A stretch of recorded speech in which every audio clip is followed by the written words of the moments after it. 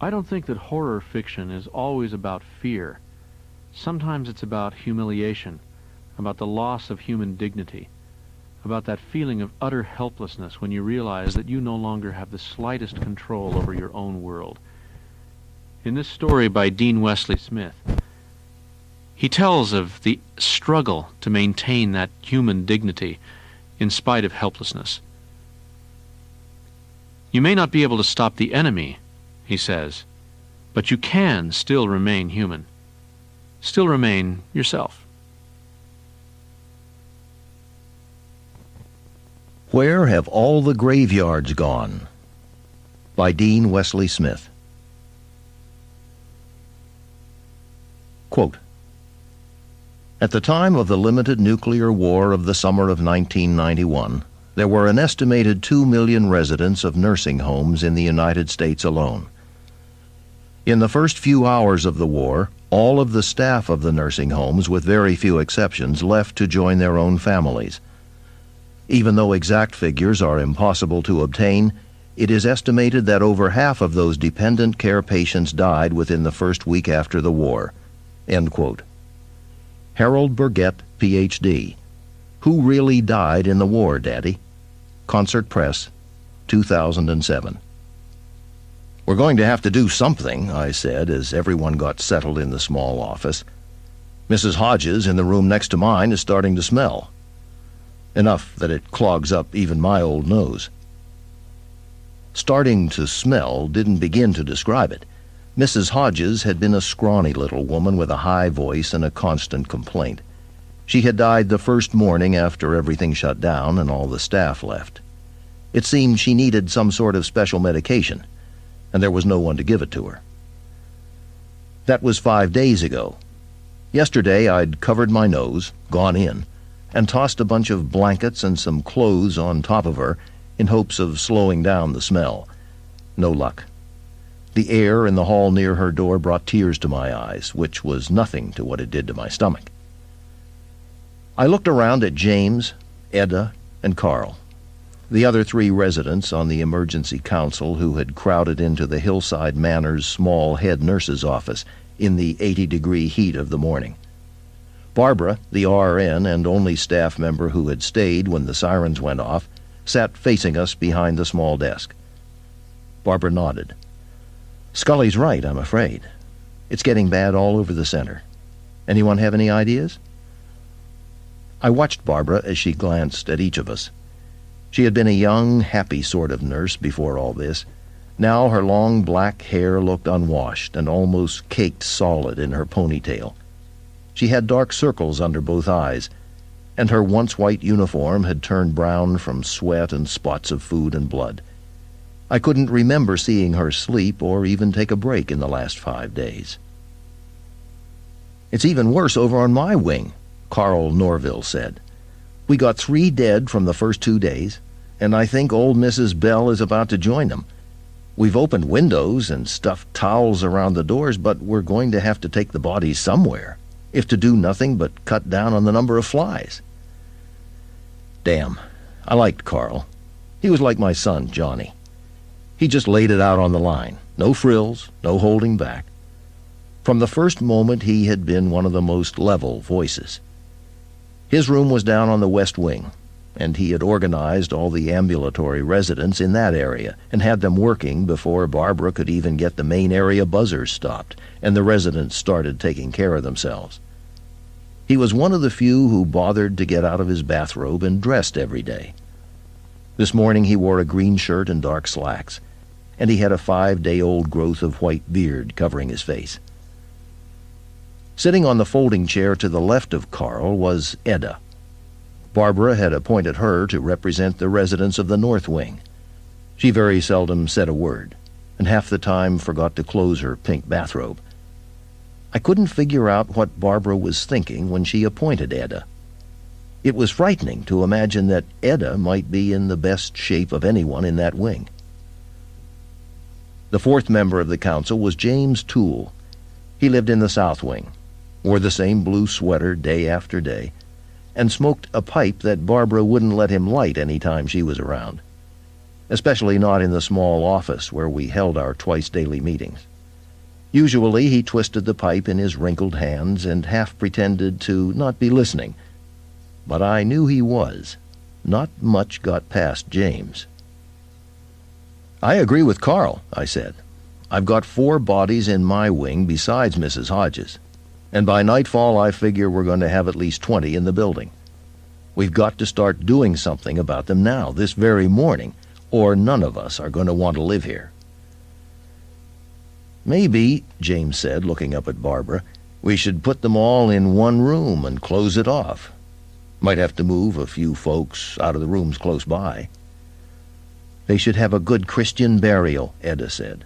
She looked over at me and then at James. "Christian, you hear?" I laughed, and so did James. I couldn't figure out how we were going to move the bodies, let alone have the strength or energy to bury them. With my bad back, legs that worked only when they wanted to, and 85-year-old muscles, I could barely lift a light chair, let alone a dead body. And I was one of the healthiest in the home. I knew James had trouble every morning just getting himself out of bed, and Carl was bent over from arthritis. Barbara was the only one strong enough, and who had the training to move bodies. But she was only a small drift of a woman, barely 5'2". As tired as she was, I doubted if she could move more than 1 or 2, let alone 20. "I'm afraid," Carl said, holding up twisted, arthritic hands, "that none of us are capable of moving or burying anyone. Let's face the fact that we're going to need help."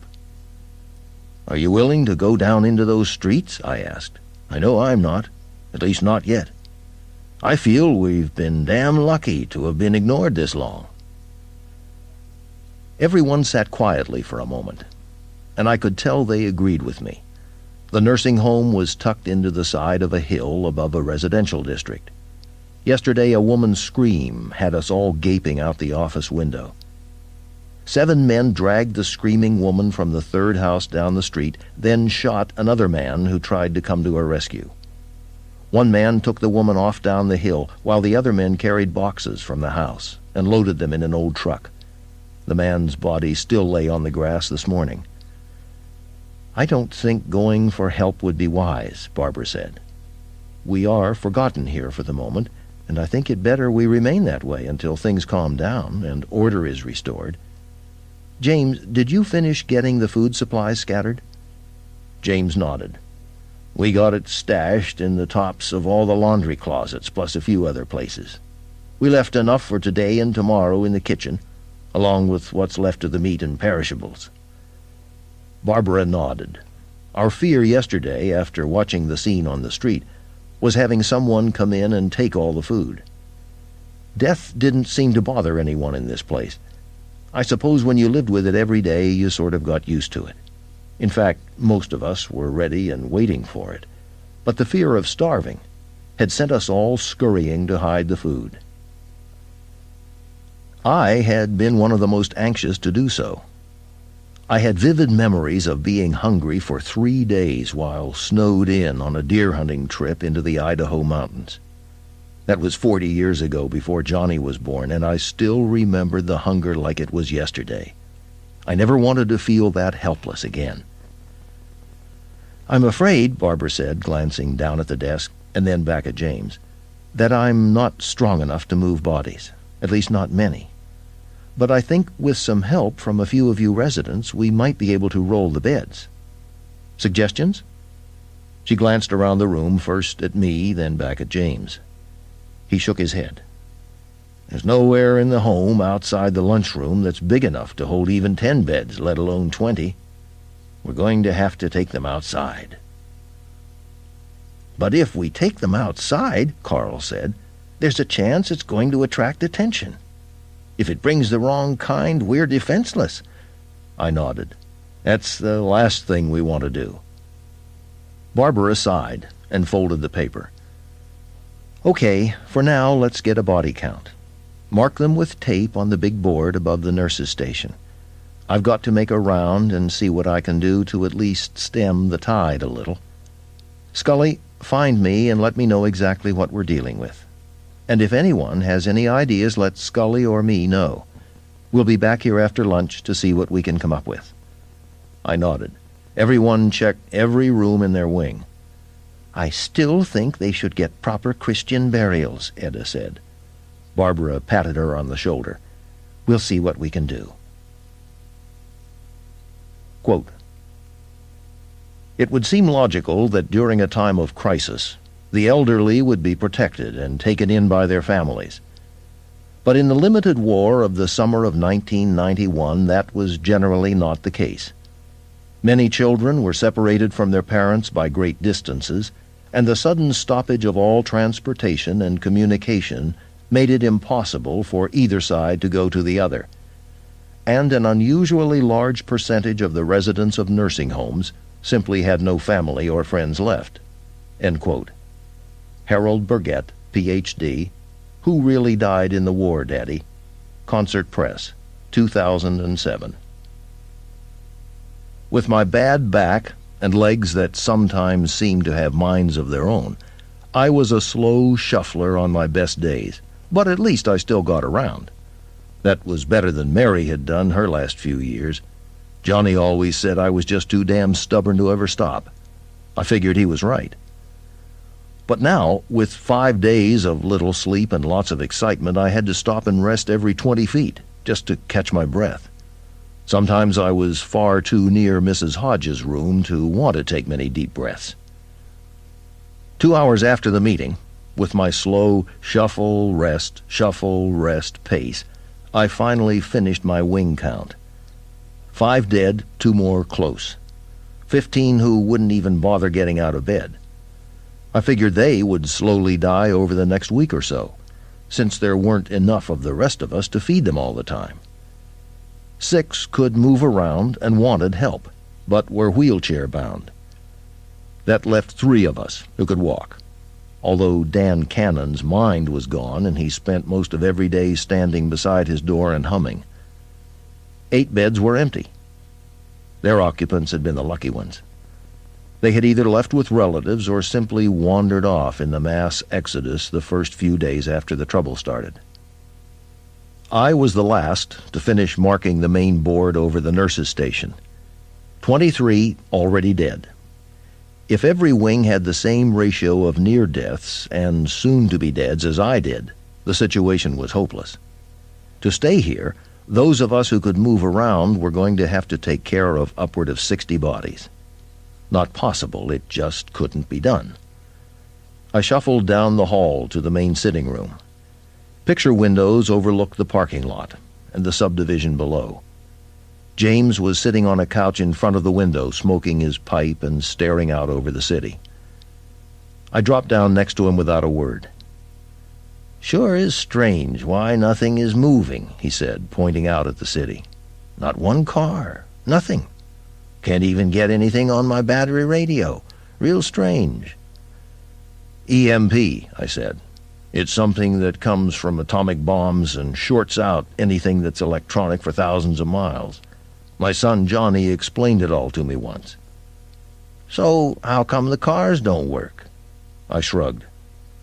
Johnny said all the recent cars have electronic ignition. Some of the old classic cars might work, but nothing more. That's why those men were using that old truck the other day. Must have been an early 50s Ford. "So you think we finally did it to ourselves, huh?" I nodded and looked out over the quiet neighborhood. "It seems that way. Let's just hope it's not too widespread." We both sat thinking. I started to wonder for the 10th time in the past few hours if Johnny was all right, then stopped myself. My son could take care of himself. If Mary and I had taught him anything, we taught him that. And with him and his new wife living down in Florida, there was not a damn thing I could do to help him. Or him to help me, for that matter. I was glad Mary didn't live to see this day. I forced myself to stop thinking about my family and concentrate on the problem at hand. What to do with the bodies? Maybe close off one wing altogether and move everyone. That might work. The live ones out, the dead ones in. It would be a massive project that would take days, but it was the only idea I had. "You know, James said, pointing his smoking pipe at the houses down the street. "There's going to be some mighty hungry people in those homes real soon. Parents with starving kids make for mean folk. I wager we get a few raiders up here sometime soon, probably at night." I stared down at the modern two-story homes that lined the streets, and then at the man's body still lying on his front yard. I hadn't really thought of it that way before. I had been afraid of the gangs from downtown, but James was right. It was soon going to be the everyday suburban man and woman that we were going to have to worry about, especially since we had food and they didn't. And we had enough to keep the dwindling home's population going for as long as any of us would want to keep going. The problem was how to defend it, or if we even wanted to try. I was the one who ended up finding a solution to our problem. "You know," James said as we moved slowly down the hall toward Mrs. Hodges' room, "this isn't going to stop anyone who really wants to get in here." "Of course it won't," I said. "Nothing will, really. Too damn many windows. But one thing is for certain. This is going to make them think twice about it." James nodded. "That it is. Are we going to be able to handle her? We should call Barbara. We took care of the others. We can do this one too." I hoped I sounded optimistic. The other 4 bodies had been nowhere near as far into decomposition, and we'd moved them only to the back door off the end of the wing. Mrs. Hodges had to be moved to the front door. It had been right before our afternoon meeting, while staring out the front door, that I came up with my idea. I figured that since those of us still living were going to have to spend so much time and energy taking care of the dead, why not have the dead help defend us from the food raiders? It was a ghoulish idea, and risked drawing attention outside, but the plan was simple. There were 6 major doors into the nursing home, plus a big metal door in the kitchen area that we had securely locked. The main 6 leading out onto the sidewalks were double doors made of glass, with another set of double doors spaced inside to create an airlock to keep the cold drafts from blowing down the halls. I figured we had enough bodies to roll 2 beds outside of each door, then lock the outside doors, and put 2 or 3 more beds inside the airlock, and then lock the inner doors. That would create a barrier of decomposing bodies between the remaining residents and the outside world that not even a person with an iron stomach could stand to climb over. Of course, as Jim said, anyone who really wanted to get in could break a window in one of the rooms and come in that way. We'd never be able to stop them. Our main hope was that they'd go to the doors first and have the smell and the flies turn their stomach enough to make them move on. As Carl said when he voted to do it over Edda's objections, "It's better than doing nothing." "You ready?" James asked. We had reached my door. Mrs. Hodges was in the next room. I glanced back down the long, dark hallway toward the nurse's station and the front door. We were going to have to push her a long ways, one damn long ways. But it had to be done. "Ready as ever." James nodded and pulled out a small flask that looked like it had seen some good times over the years. He had filled it with gas, siphoned from the emergency generator.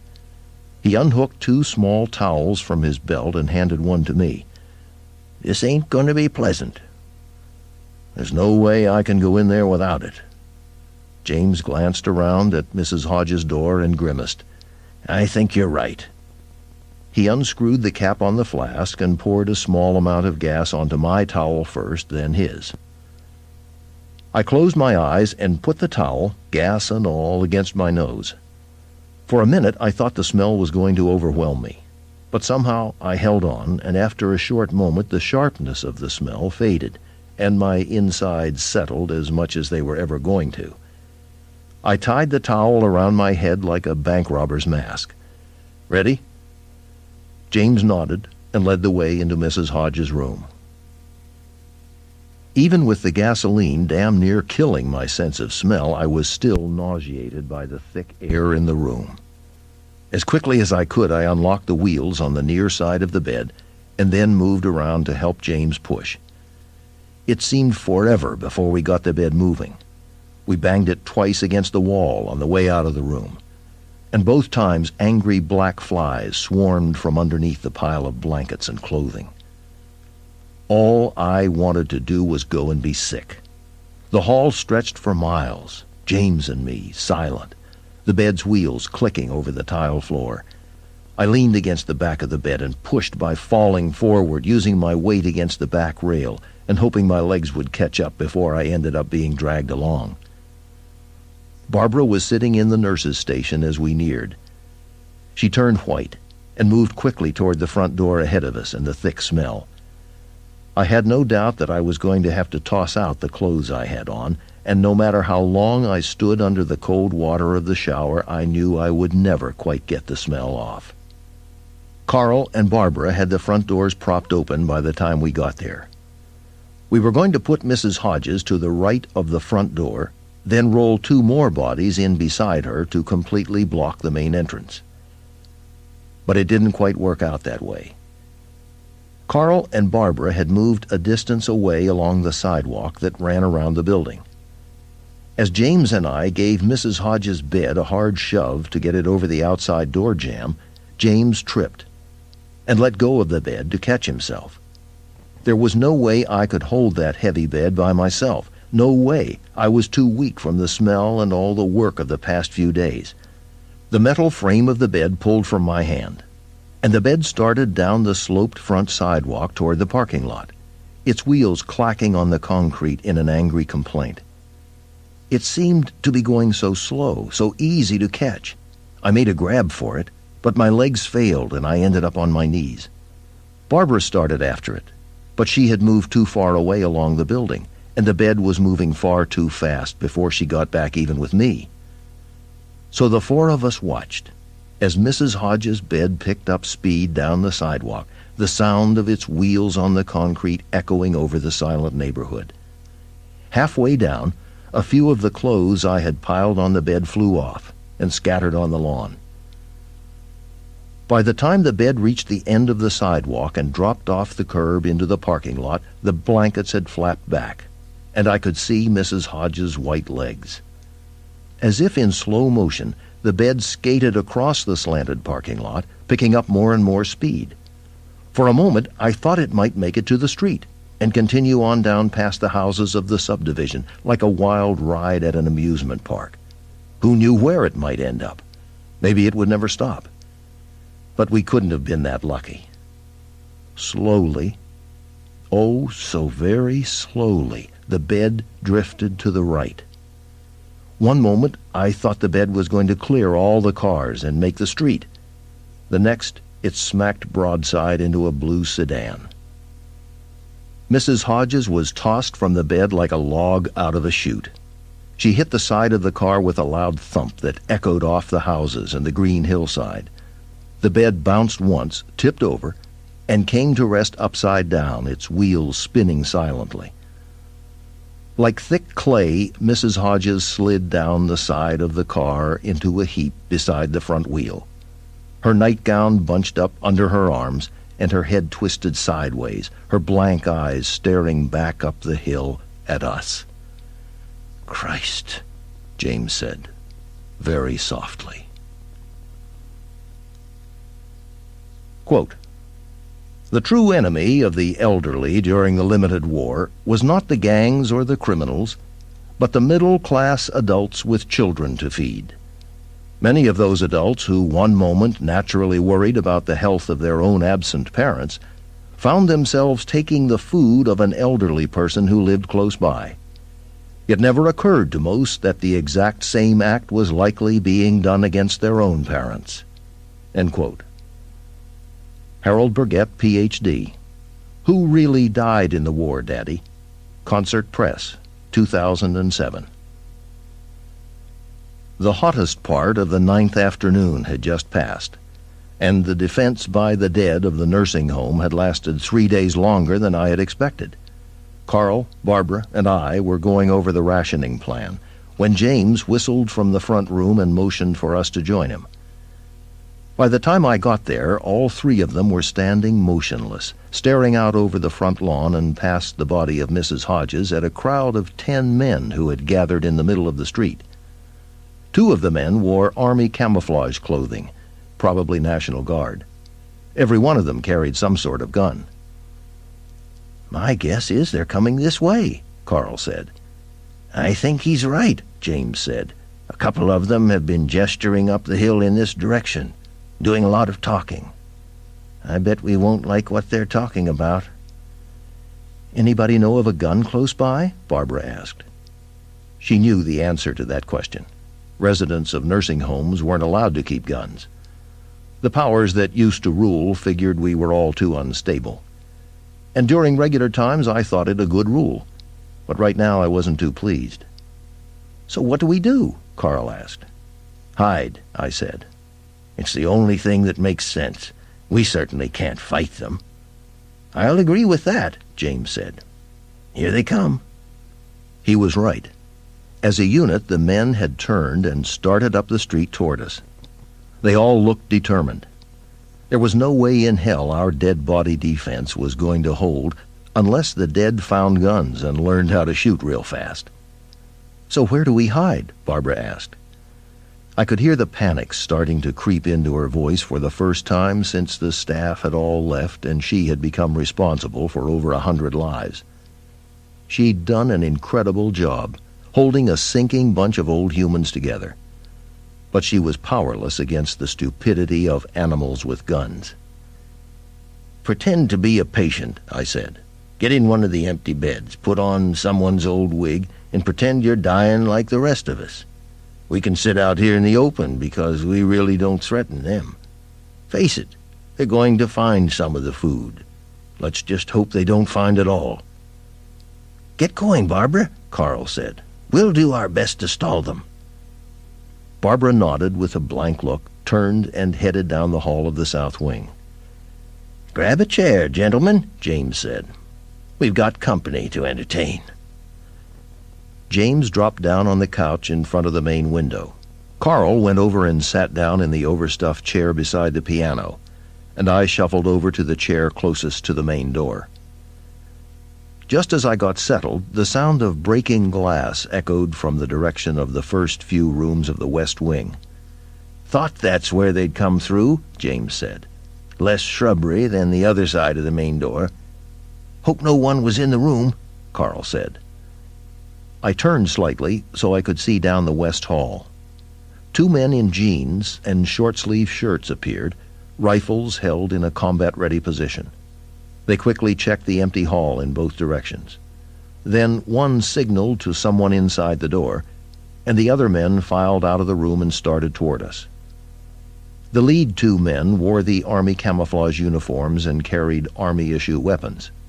The rest were dressed in usual work-around-the-house clothes and looked out of place, carrying deer rifles. They got to the nurses' station, spotted us, and stopped.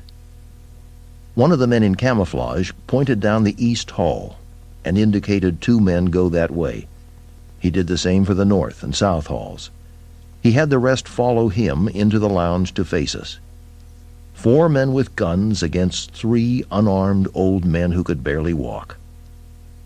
Carl looked up from a magazine he had been pretending to read. "What can we do for you, gentlemen?" The leader stepped past me with a cold look and faced Carl.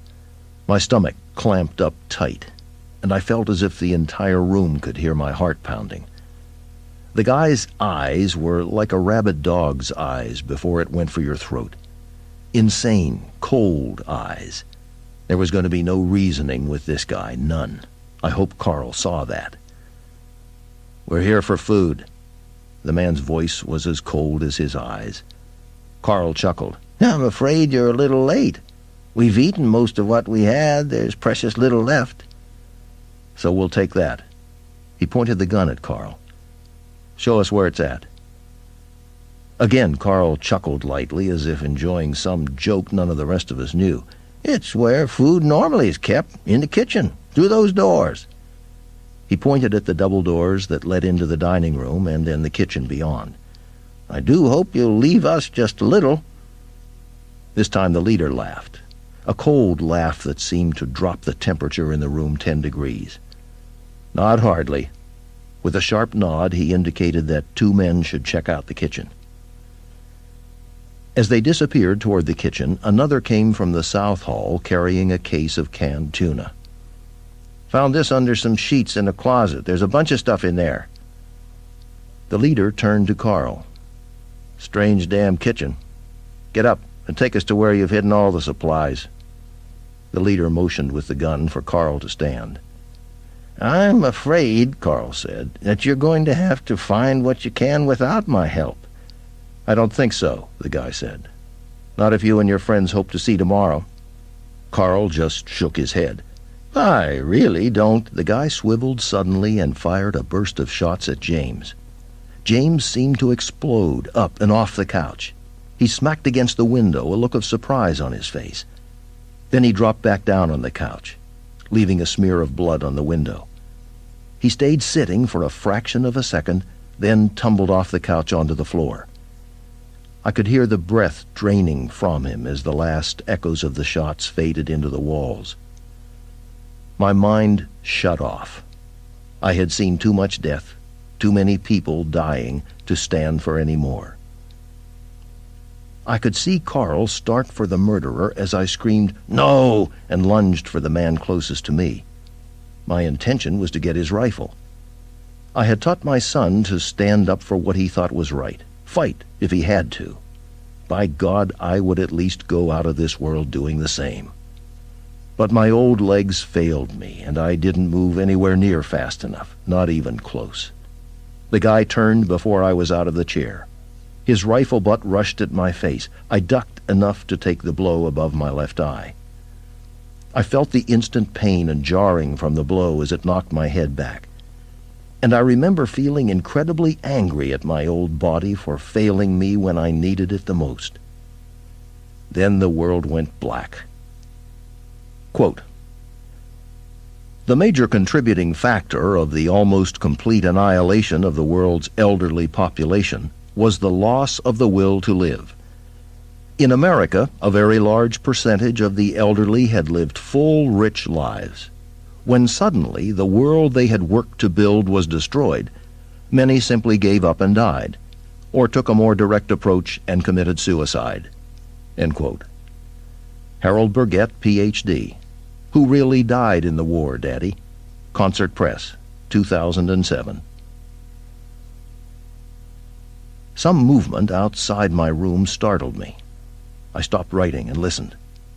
Someone was rummaging through the nurse's station, looking for who knew what, probably drugs. I glanced back down at the letter I had almost finished, then held it up in the light from the window to read it. Dear Johnny, it's been 12 days since everything went dark. 12 long days. I'm writing you this in hopes that the world will somehow regain its sanity and put itself back together, enough for you to come looking for me. I want you to know I tried to make it. Just as your mother and I taught you to never give up, I haven't either. But I know that soon I will grow incredibly hungry. A mob from the houses below the nursing home broke past our wall of bodies 3 days ago and found most of our food. They killed 2 of my friends who tried to fight beside me. Barbara, the only nurse who had stayed with us, disappeared that day. I think they took her. I was knocked unconscious, but regretfully lived to face this hunger. I stopped reading, took a deep breath, and tried to calm the anger that still boiled. I must have been unconscious the entire day and the next night. The sun was just coming up when I had finally come to. Half the muscles in my body ached, and my head hurt worse than I could ever remember it hurting. Carl was dead, slumped in the chair, his body covered with blood, his face frozen in anger. I must have sat staring at him and James for hours before I finally managed to move. It was into the middle afternoon, after a cold shower, a raid on a case of tinned green beans James had hidden in the nurse's lounge, and 6 aspirin from a bottle still left in my medicine cabinet, that I finally got around to facing what little future I had left. I knew first, somehow, I had to take care of James and Carl. They had been my friends. They deserved better than rotting in the front room of a nursing home. There wasn't much I could do for them, but I could do something. I found a wheelchair by the nurse's station, and after a good 15 minutes of wrestling with Carl's body, got him sitting in it. Then I wheeled him back to his room, opened up his drapes, and left him facing out his window, looking over the grass and the houses below. It was the best I could do, and I apologized to him for not being able to do better. It took me longer to get James off the floor and into a second wheelchair, but I managed. I found his pipe and stuck it in his dead fingers. I also left him in his room. As with all of us who had come to the nursing home to live our final days, James knew he would never escape his room alive. It seemed as good a resting place as any. I glanced back at the letter to Johnny that I'd been working on since yesterday. At times, it seemed so pointless. But I had to leave him something. So I went back to reading. I hope you will not think bad of me for ending this torture of waiting. My friend James, before he was killed, got some pills from Barbara. I have 3 in my sock, just in case something happens. James said 2 would be more than enough, but if need be, I plan to take all 3. He said when I take them, it will be painless, so don't worry about that. Just remember that I fought to what I consider the very end. You must continue to do the same. God, it smells in here, a voice said from down the hall. You find anything? Nope, another voice said. Both sounded young. Very, very young. You want to search the rooms? The first voice said. For what? To look at dead bodies? Let's get out of here before I puke. I could hear the 2 boys scrambling toward the front. The picture of Mrs. Hodges flying down the hill on her bed flashed into my head. Maybe that was the way I should go.